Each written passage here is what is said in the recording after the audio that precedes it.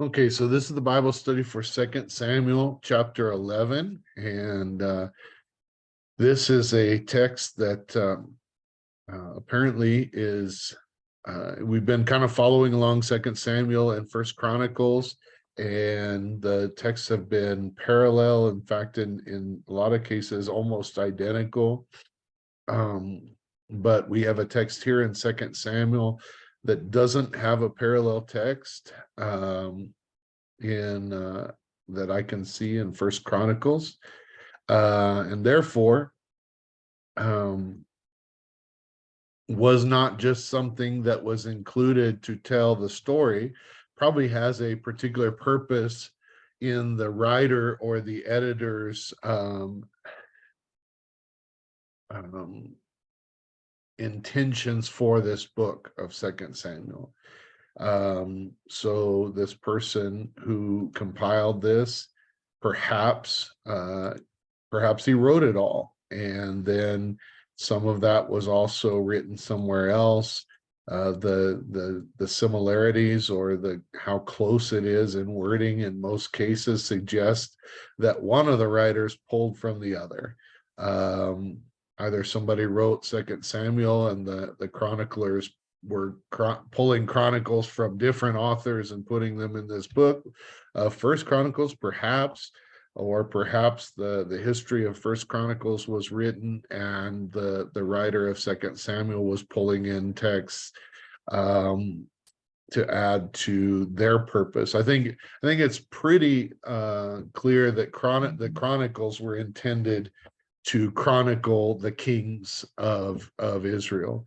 Um, Second Samuel perhaps was written for a different purpose, um, and includes some extra things that weren't just about history, and maybe are things, I think in this case at least, were things that if a king were having his reign chronicled, he might leave this part out, um, which lets us think that perhaps this text in Second Samuel has more spiritual intention for the reader, for the people of God who might read this, um, than perhaps just the historical context of the Chronicles.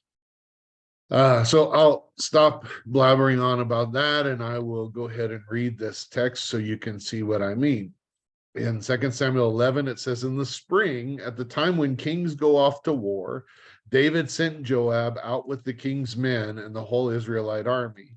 They destroyed the Ammonites and besieged Rabbah, but David remained in Jerusalem.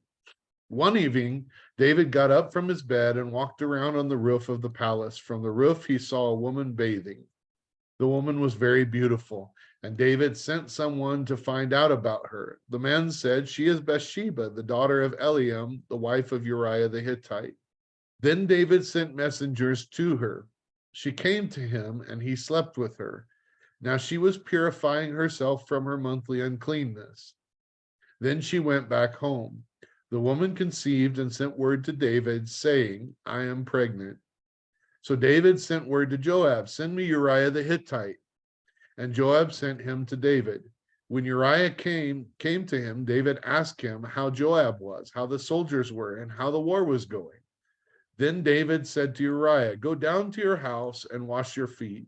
So Uriah left the place, and a gift from the king was sent after him. But Uriah slept at the entrance to the palace with all his master's servants and did not go down to his house. David was told Uriah did not go home. So he asked Uriah, haven't you just come from a military campaign? Why didn't you go home?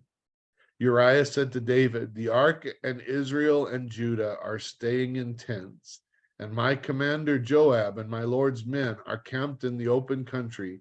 How could I go to my house to eat and drink and make love to my wife? As surely as you live, I will not do such a thing. Then David said to him, stay here one more day, and tomorrow I will send you back. So Uriah remained in Jerusalem that day and the next. At David's invitation, he ate and drank with him, and David made him drunk. But in the evening, Uriah went out to sleep on his mat among his master's servants. He did not go home. In the morning, David wrote a letter to Joab and sent it with Uriah. In it, he wrote, "Put Uriah out in the front where the fighting is fiercest, then withdraw from him, so he will be struck down and die." So while Joab had the city under siege, he put Uriah at a place where he knew the strongest defenders were.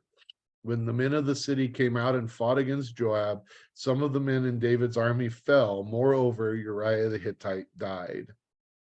Joab sent David a full account of the battle. He instructed the messenger, "When you have finished giving the king the account of the battle, the king's anger may flare up, and he may ask you, 'Why did you get so close to the city to fight?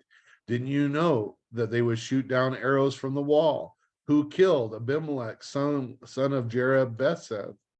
Didn't a woman drop an upper millstone on him from the wall so that he died in Thebez? Why did you get so close to the wall? If he asks you this, then say to him, moreover, your servant Uriah the Hittite is dead."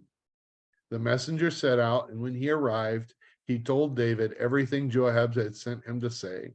The messenger said to David, "The men overpowered us and came out against us in the open, but we drove them back to the entrance of the city gate. Then archers shot down arrows at your servants from the wall, and some of the king's men died. Moreover, your servant Uriah the Hittite is dead." David told the messenger, "Say this to Joab, don't let this upset you. The sword devours one as well as another. Press the attack against the city and destroy it. Say this to encourage Joab." When Uriah's wife heard that her husband was dead, she mourned for him. After the time of mourning was over, David had her brought to his house, and she became his wife and bore him a son. But the thing David had done displeased the Lord. All right. Well, some of the stories that we have been studying, we've said are very historical, and the meaning of the story is not necessarily declared in the text. We have to sort of pull meaning from it, or apply meaning from other other truth that we know about God from other texts, and say, so this is how we can look at this text because this is what it says here, and this is what it says here, and this is what we know about God. And so we can say that this might be something we could take away from this. I think that the meaning in this text is much more clear. There's a very clear spiritual meaning and purpose for this text inclusion. And this story is not over. And perhaps I think in the past, maybe I've considered putting 11 and 12 together. But I felt like in light of sort of this is a prominent story in the text, and it deserves time spent on it. So we're going to spend more time on this perhaps than we would the average text or story that we've studied. So remember that you can download a PDF copy of this Bible study so that you can follow along at www.abqnaz.org/alive. And you can download that so that you can read the questions with us.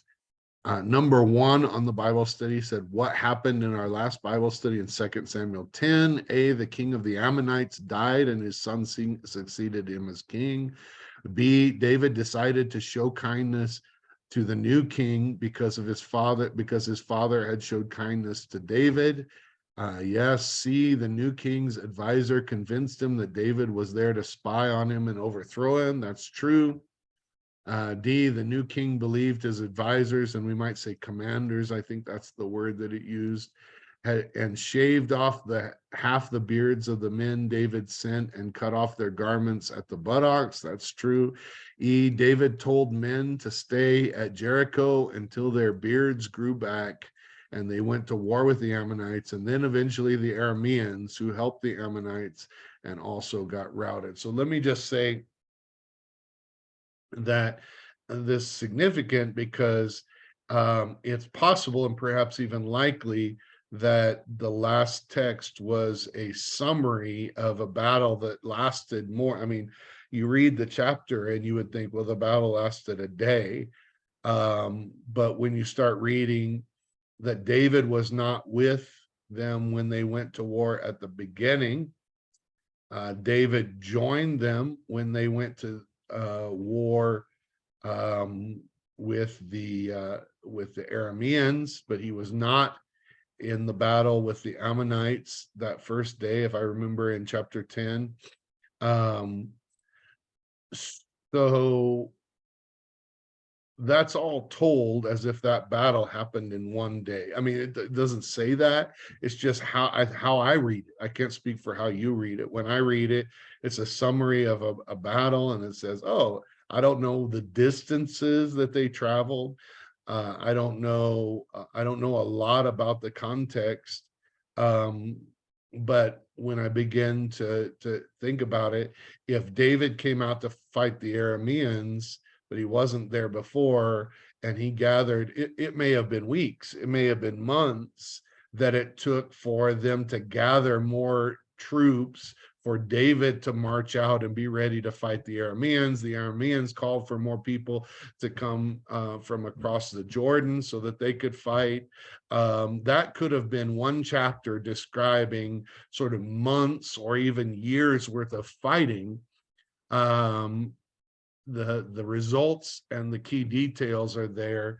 Um, so then we have within chapter 11 this description of fighting up against the walls of the Ammonite city, that they pushed them back to the city gates. It's possible that all of this happened, that the Ammonite battle we read again in the last chapter was actually a very long battle that David could call for Uriah to be brought. David could send him back with a message, and Joab could, when they're pushing them back, and they had Arameans on one side and they had Ammonites on the other, but the Ammonites ultimately flee back into their city.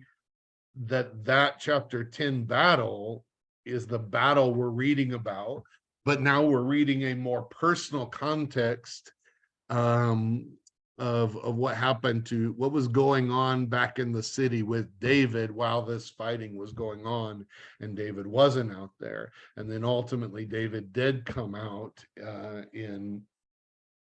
into the battle with the Arameans. Now, all that being said, it doesn't specifically tell us how this fits in. So maybe there was a different battle. I don't know. But it sounds to me like this could fit into the context of the same battle we just read about.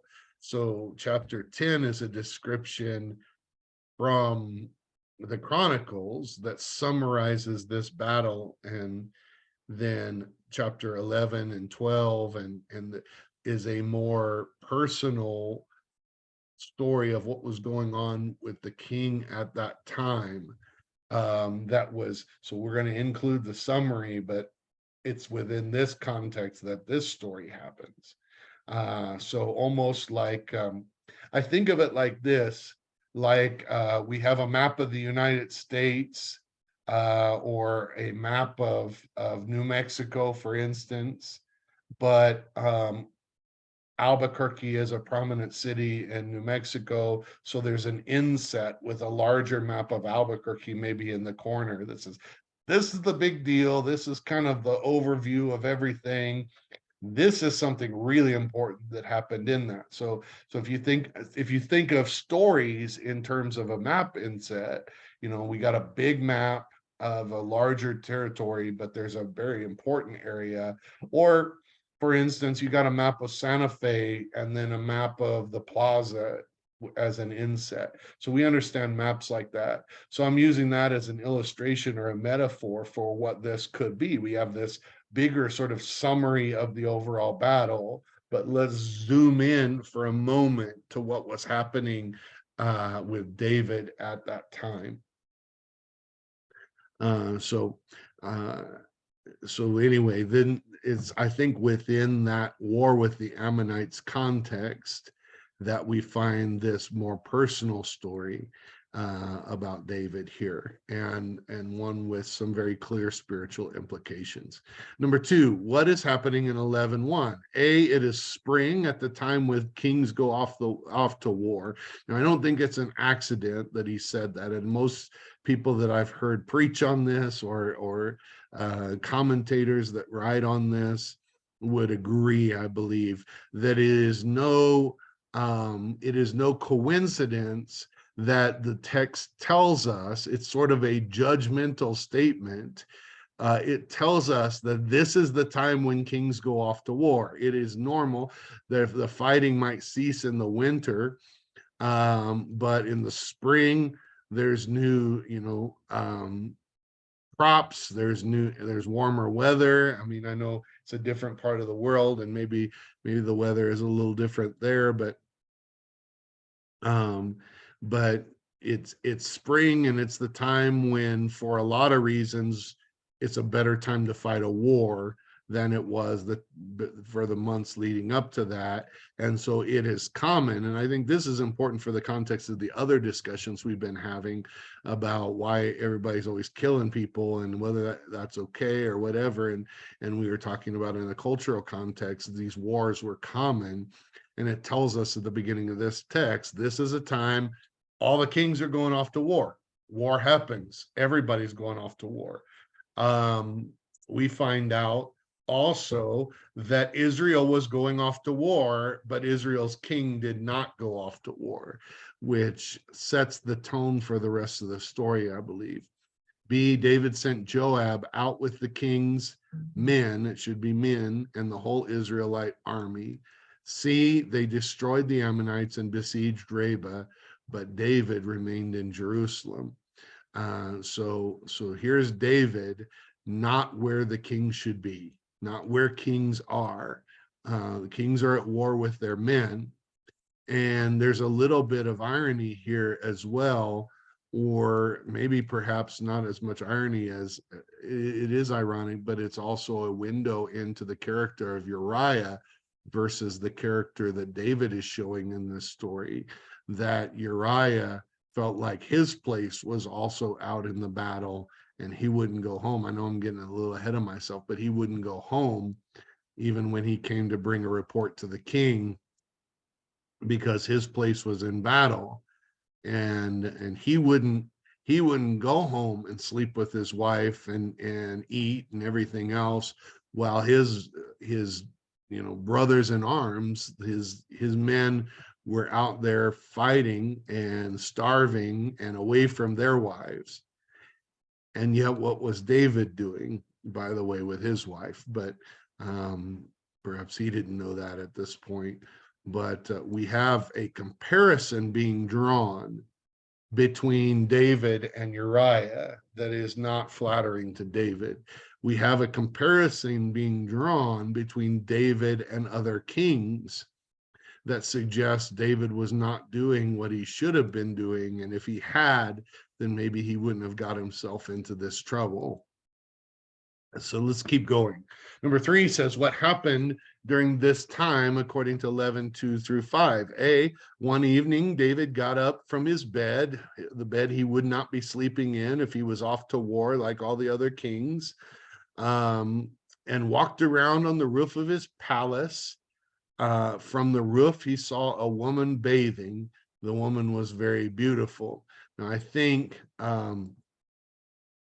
we can, I don't know how familiar you are with um, the way culture was and the way construction was, but there was he wasn't peeping through her window, although this would have been sort of the equivalent, but there was no indoor plumbing, and the roof was usable outdoor space.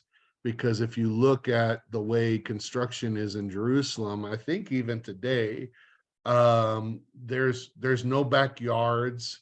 The city is built on a hill, and the buildings are all up against each other.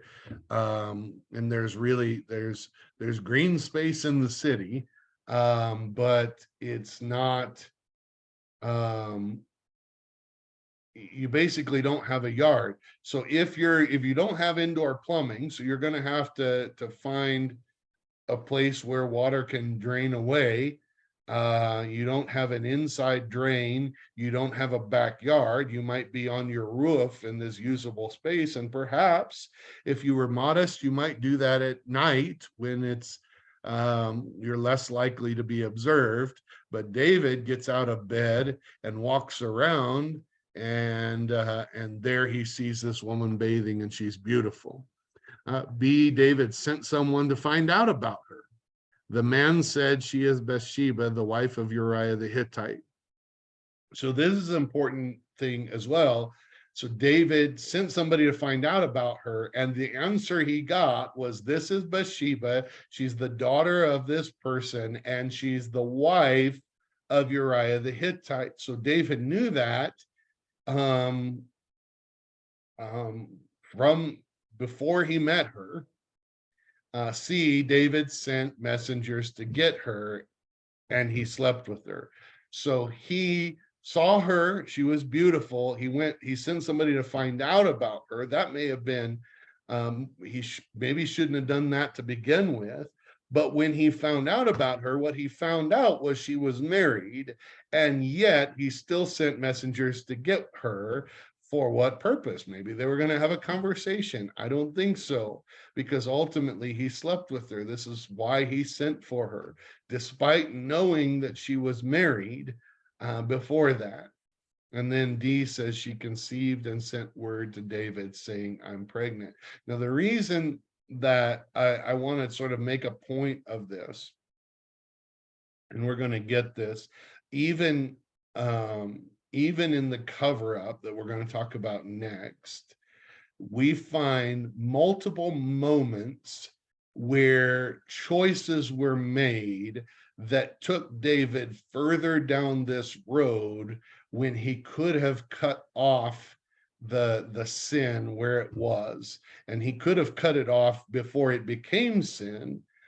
He could have probably not put himself in the position to be tempted like this to begin with, had he done what he was supposed to do. And so there are some major consequences that come from this action. And he had multiple chances to cut it off. And the reason I want to talk about that, and I'm maybe getting ahead of myself, but that's how we're going to apply this at the end. And I'd like for us to be thinking about it as we go through the middle of this, because we can apply it piece by piece to us. When we find ourselves in temptation, there are multiple opportunities for us to stop the progress towards sin, and even stop the sin as well. And in almost every case that I'm aware of, we can get things stopped by a single right decision, instead of the wrong decision that we're inclined to make, because we're following the desires of our flesh. So I'm going to stop there, and we'll keep going through this Bible study, and then and see how that is. Number 4 says, what did David do when he heard this? According to 11:6-25. So now, not only has he was in a place he shouldn't have been, and if he hadn't have been there, there would have been no women there to tempt him. He would have been out with all the men and camping, and ready to fight. He saw the woman. He could have stopped it there. He sent a messenger and found out that she was married. He could have stopped it there. He sent for her and slept with her. He could have stopped it before that happened.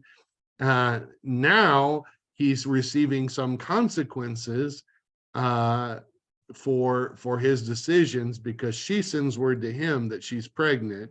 And this is that moment where, oh no, what am I going to do? She's married. I'm going to be found out. Who knows what's going to happen here? And so what does he do when he heard this? It says immediately, he doesn't even say that he sent word back to her, don't worry, I'll take care of this, or, don't worry, I'll raise him as my own, don't worry, whatever. None of that, none of the things that are in our normal drama or sitcom movies or whatever. So A says David sent word to Joab, send me Uriah the Hittite. So he has this idea. Send Uriah the Hittite. I'm going to get a report from him. David got a report from Uriah and sent Uriah home. And in parentheses is what's not stated, but we know is true, hoping he would sleep with his wife and no one would wonder why she got pregnant while her husband was away. That's what he was doing. He said, I got an idea. I'm going to send for Uriah. He'll come, he'll go home, he'll sleep with his wife. He's been at battle for who knows how long, not one day like it sounded when we read it in chapter 10, but he's been in battle for quite some time. He's going to want to sleep with his wife. They've surely missed each other. So he's going to go there. And then when everybody finds out she's pregnant, as she begins to show, nobody will be confused. Nobody will wonder because, oh, Uriah was home that one night. Okay, now we know what happened. And so nobody would wonder. But Uriah slept at the entrance to the palace and refused to go home while his fellow soldiers were at war. Such a perfect plan David had to cover up his own sin and not confess and not repent, to make sure he didn't get in trouble for his own sin, might I point out. Such a perfect plan that didn't work because Uriah had higher character than David in this story, because he could not fathom giving into his own fleshly desires when no one else could. That is a high moral compass and code that he was living by, that I would say most of us would not have felt that way. Most of us would say if we were away at war and we got pulled home, we would say, well, yeah, I'm going to sleep with my wife. Yeah, I'm going to, every one of them would too if they came back. And if anything, I'm going to do this because they can't see, because we all want to, but they can't, so I'm going to do it, right? This is the way probably we would think nowadays, but there was a little bit more, I think, honor in the soldier of that day than there is in the average person of today. That may be an understatement. So he didn't go home. So what does David do? See, David invited him to eat with him and got him drunk, thinking surely he would go home and sleep with his wife, but Uriah still did not go home. Now, let me just say this. We should point this out, knowing and saying that the Church of the Nazarene believes in abstinence from alcohol. We believe in that for a reason that is sort of illustrated in this instance, and that is David thought, I know he's got these high morals that he won't go home because his brothers in arms are not able to be home, and he'll just sleep on his mat out here like his brothers. But what happens when he gets drunk?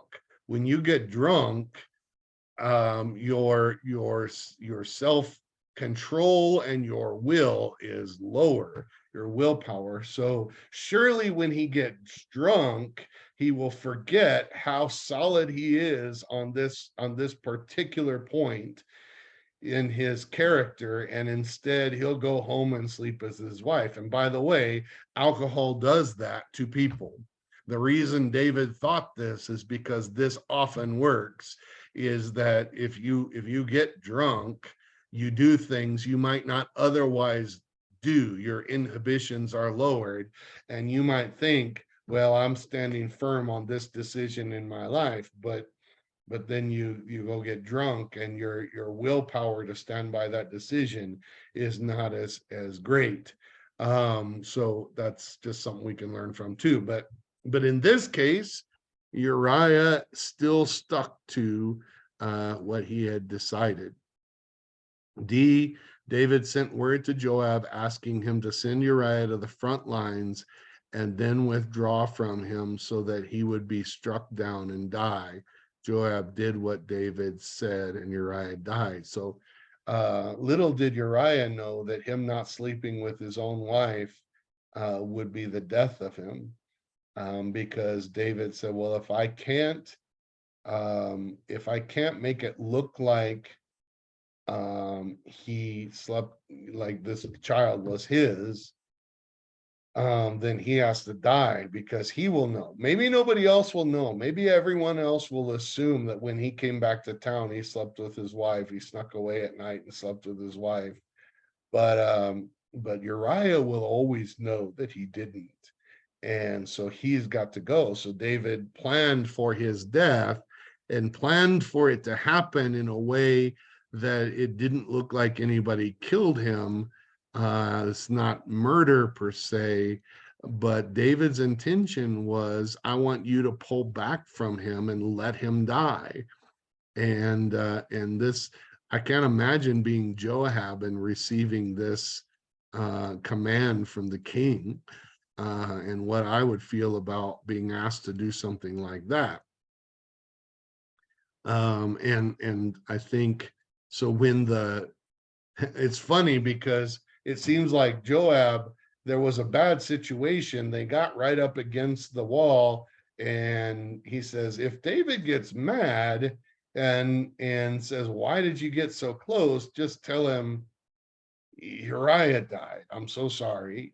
And so we don't know if they pushed forward like that in a bad military decision so that Uriah would die, which would have been what David's instructions were, or they just made a bad military decision and he was at the place where the fighting was the worst because that's where they were told to put him. And, if David gets mad about this other guy dying, tell him, oh, Uriah died too. And David sends word back to Joab saying, don't let this trouble you. People die all the time in battle, basically. And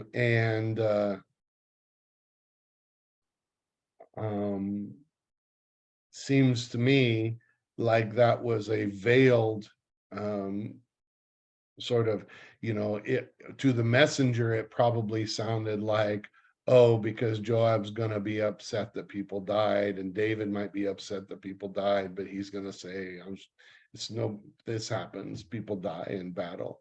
But David might have actually been trying to tell Joab, if you're really concerned about what we've done here and that I ordered you to do this, this is how I've justified it in my heart. And I think justified it is the right word, because he's justified something that was unjust.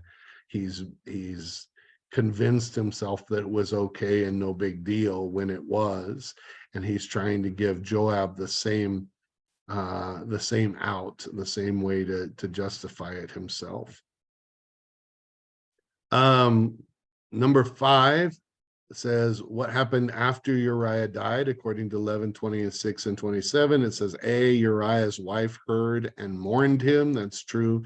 B, after the time of mourning, David had her brought to his house, and she became his wife and bore him a son, which, as we've seen, is not that uncommon for somebody who is a widow to then become the wife of someone else, because a woman did not have standing, would not have had a way to support herself. The men were the ones with the inheritance.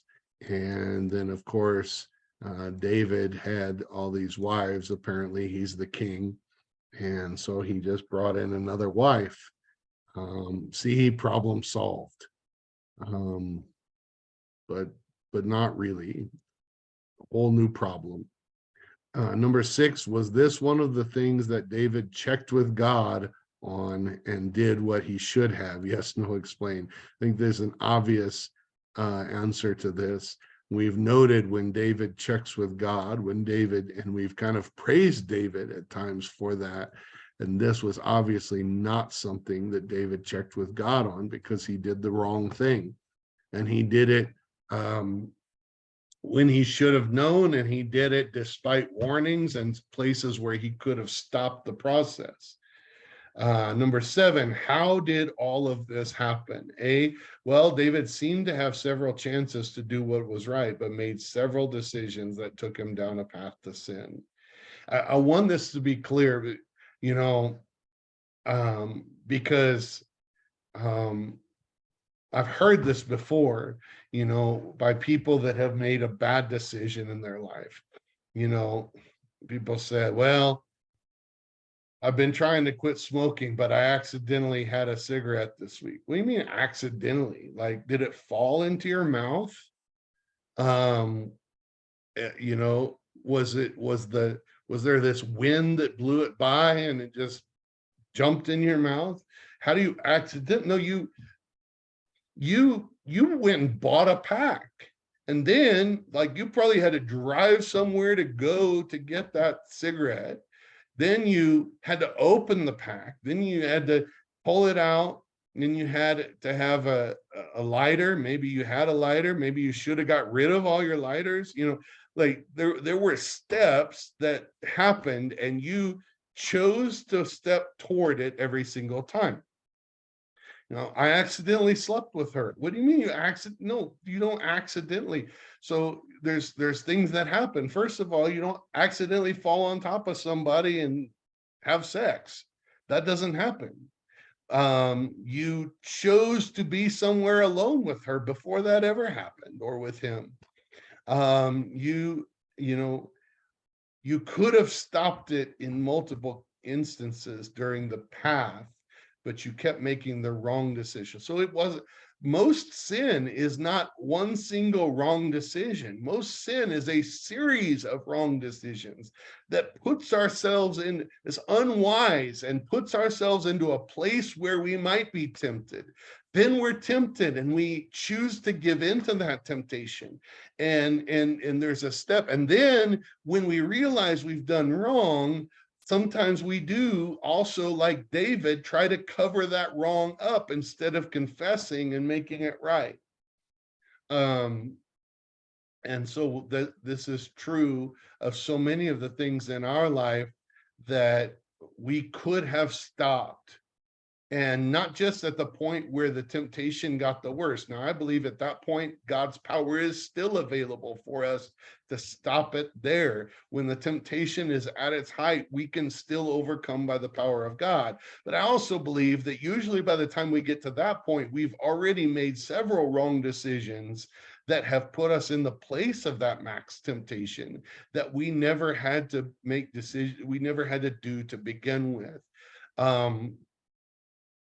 You know, if you're married and you don't want to have an affair, then you leave your wedding ring on at all times. So if somebody takes their wedding ring, what are you doing? What are you trying to do?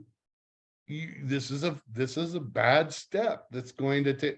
Oh, I'm not going to do anything. I want to be able to talk. No, don't talk to girls. Don't talk to women alone. Don't, if somebody, I mean, even in the church, if I'm talking to a woman and there's not other people around, I'm nervous. Let me just tell you this. If you're a part of the church and you see me or any other pastor or any other man, or for that matter, woman, if you see somebody and they're talking to somebody right in the middle of the sanctuary, which this happens to me sometimes, we're right in the middle of the sanctuary, don't leave. So I've been in the middle of the sanctuary talking to somebody and everybody leaves and leaves me alone with a woman. Don't do that. I don't do that. I don't go into a room alone with a woman like that. Don't leave me there. Stay there. Be aware. Because love me enough. One, even if you don't think that I'm going to fall to some temptation, they're standing right in the middle of the sanctuary. Don't put me in a position to be accused by somebody. Stay there. I've had to have meetings with staff and say, hey, certain people put me in this position all the time, and I need you to pay attention to it and stay there, and don't let me be put in that position.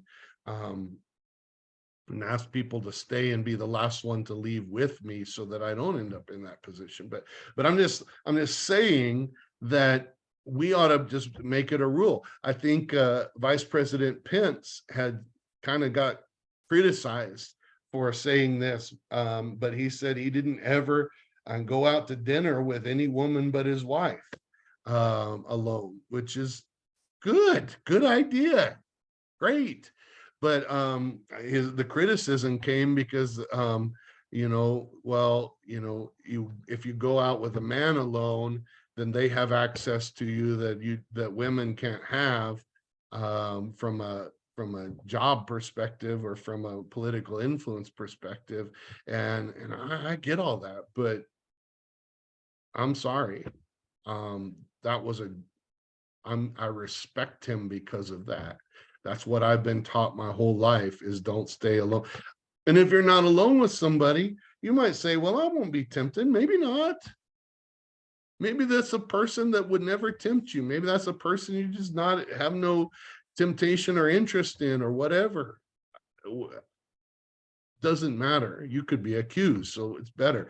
But I also think that usually we're pretty arrogant and think, well, I won't be tempted. I'm not tempted by that person or whatever. Don't be arrogant. Be careful. The scripture says, be careful when you think you stand, lest you fall.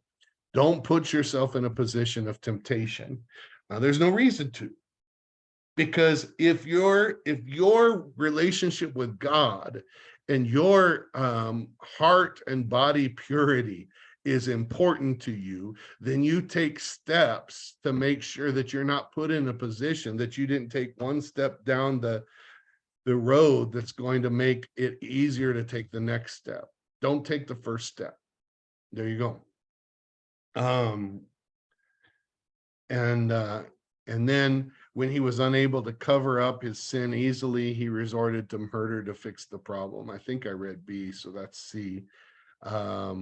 But man, maybe I didn't read B. Let me read it again just in case. Once the deed was done, David realized he was going to get caught. Instead of repenting, he tried to find a way to cover up his sin. And obviously all of that is true.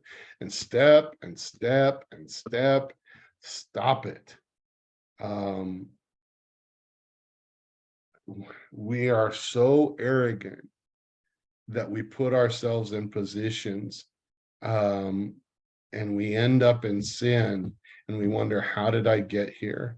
And when we look back, we can usually trace the decisions that we made that got us here, and the ones that we could have made differently that would have never got us here.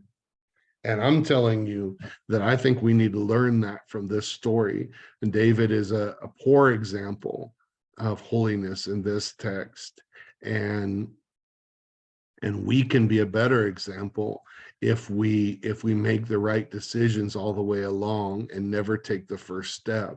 Don't put yourself in a position. Don't think, let me see how far down this road I can get. A lot of times, this was true. I'm not a teen leader in our church, but this was true when I was a teen. We were always trying to find out, okay, so we can't have sex, but what is sex and how far can we go?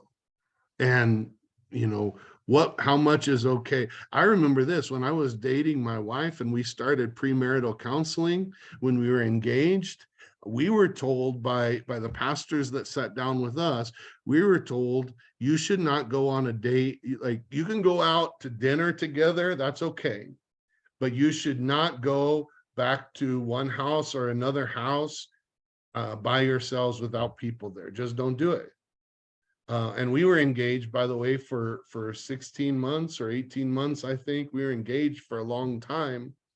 And I was mad when they gave us that advice at first, but in the long run, I realized that was the right advice, and I'm glad we followed it, because there could have been moments of temptation that we, for the most part, avoided, even that level of temptation, because we never put ourselves in that position without accountability. So I'm not saying there was never temptation to do anything improper, but I'm telling you, we didn't put ourselves in positions where that intense temptation would be hard to withstand. And so whatever temptations we did have, we stood up to them, and we didn't, because we got good advice on how to draw boundaries and not take the first step. And I praise God for that.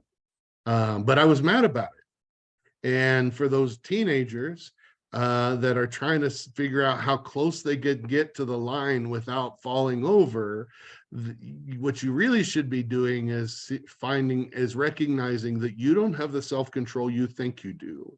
And therefore, you should be staying as far away from the line as possible, because I nearly guarantee that if you try to get as close to the line as possible, you are going to cross the line. So you need to stop getting close to the line. Get as far away from the line as possible. So this is number 8, how can you avoid this happening in your own life? And I think the answer is stay as far away from the line as possible. Make early decisions that will make sure that you don't put yourself in a position of high temptation that you may or may not be able to stand up to. So we need to learn this. If kings go off to war at this time of year, go off to war. Don't be wandering around on your roof watching the ladies bathe. Okay, that's not going to end well. You can be sure of it.